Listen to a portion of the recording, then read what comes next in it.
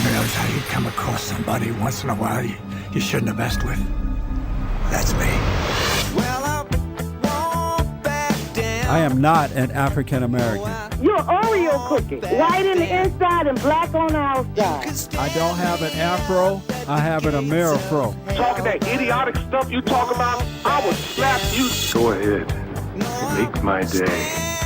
Black as the ace of spades, but 100% American.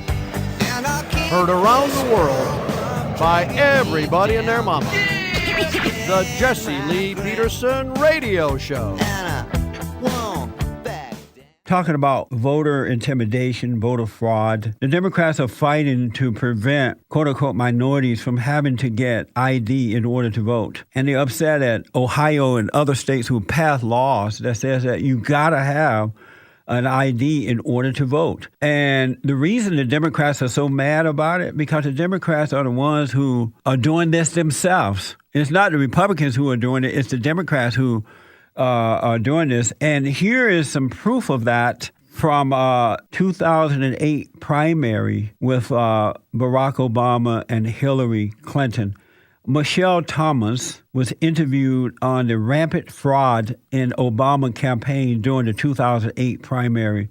And this interview was done by a guy by the name of Jerome Corsi. And he writes for WorldNetDaily.com. This woman, Michelle Thomas, witnessed, according to her, during the campaign, lots of fraud by the Obama campaign, and everyone knew it. Listen to, here's the first soundbite. Number 6, part A there. After what I had witnessed on the campaign and learning through what other people were experiencing, I was absolutely appalled by the voter fraud that was occurring as a result of the Obama campaign.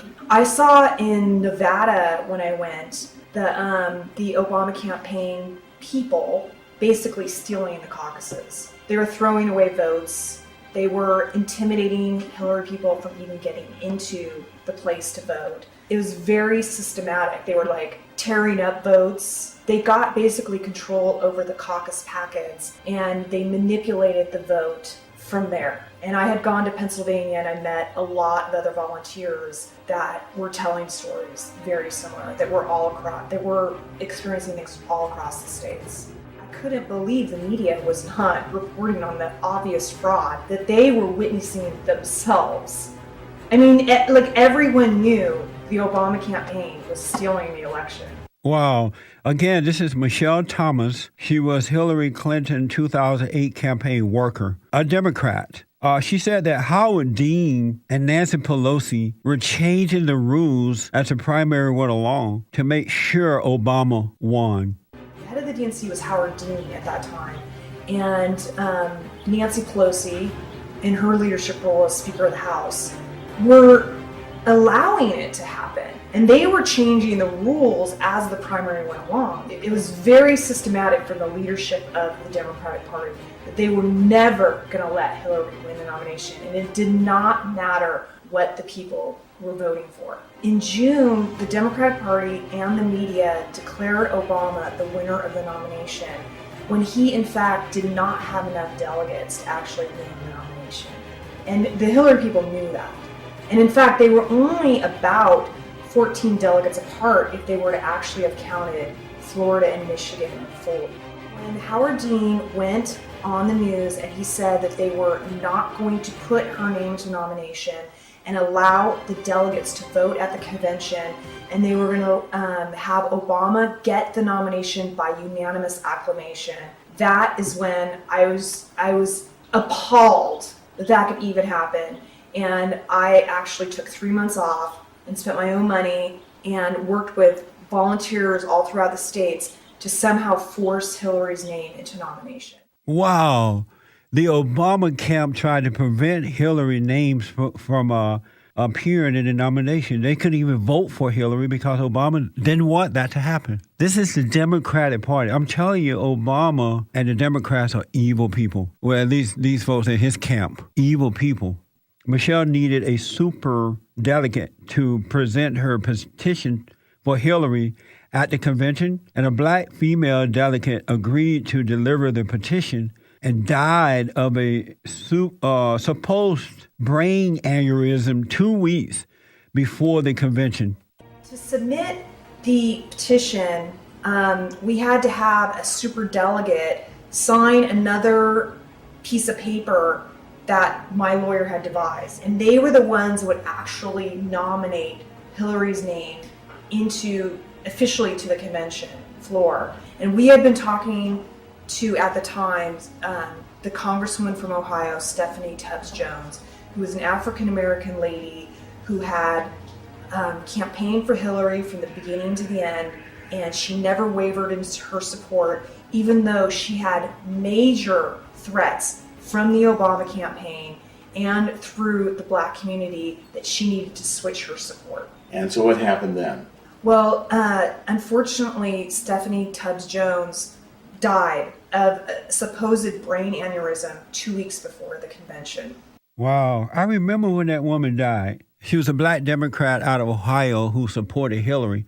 And even when Obama was, now we understand, forced to the top, she still stayed with Hillary. I didn't know that, and I'm not surprised that the blacks and the other Black people got upset at her, but she still would not support Obama. And when she agreed to deliver these petitions, all of a sudden she had a brain aneurysm 2 weeks before the convention. And she wasn't the only one that, according to Michelle Thomas, after this woman died, they went to an Arkansas supporter, and he agreed to deliver these petitions. And right after he agreed to do it, he was killed. What? Some amazing stuff, huh? But I am not surprised by any of this if it's true. I am not surprised by any of this, of these things, if it's true. According to Michelle, they went to someone else to ask them to help get Hillary's name on the list there. The state party chair of Arkansas said that he would support Michelle's petition, and he was murdered the next day. Oh my God. Was shot multiple times by a man who walked into the headquarters and killed him instantly. And then after that man killed this supporter, he was killed. Listen to this. So what did you do in response? We had been contacting state party chairs in every state. And the state party chair is basically head of the delegation that goes into the convention.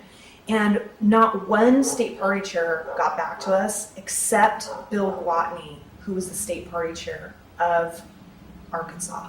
And he had said that he was going to support our petition. He was going to have the delegation sign it, all of them, and that they were going to go into Arkansas, which is one of the first letters of the roll call to be called, and they were going to all vote for Hillary on the first ballot. And what happened? He was murdered the next day. And what happened to the perpetrator of that crime? He was killed right after by the Arkansas state troopers. So it sounds like you're saying that you're accusing that the Obama people would go to murder to advance their goals. Well, we found it quite a coincidence that Bill Gwatney was murdered the day after we talked to him, after he supported our petition, and 2 days later, Stephanie Tubbs Jones was found dead of a brain aneurysm. Wow, that is amazing. Not surprising if it's true. It's so easy to believe this because we have seen now for the last 3 years what Obama and this administration would do to keep him there, to get him there, to keep him there, to destroy this great country. Obama is a vicious, vicious man. When he lied about his relationship with Jeremiah Wright Jr. back in 2008, I said, look, don't vote for this guy. This is a mean guy. If anything should happen to me, folks, make sure y'all go right to the Democratic Party first. Anybody that's connected to Obama. This is very, very, very interesting stuff. And as Michelle Thomas said, she was just blown away at the cover-up by the media. The media was not reporting the fraud. And she was blown away by that, and she felt that she had to do something herself. Now, here's this woman. She's a Democrat. She's not some Republican. The Republican Party didn't make her do it, didn't pay her to do it, as far as we know. She says that the Obama campaign was monitoring her petitions. They were monitoring our petition to see if we were going to get the number They one, being? the Obama campaign. And they didn't think we were going to be able to achieve it because they were intimidating a lot of the delegates not to sign the petition. John Corsi, the governor of New Jersey, had his people contact the entire delegation of New Jersey to not even talk to us, not even sign the petition. Ed Rendell was the governor of Pennsylvania. He was contacting people not to sign our petition. And the people that signed this took a huge risk in signing this. And they know it to this day, that their name is marked if they sign this petition.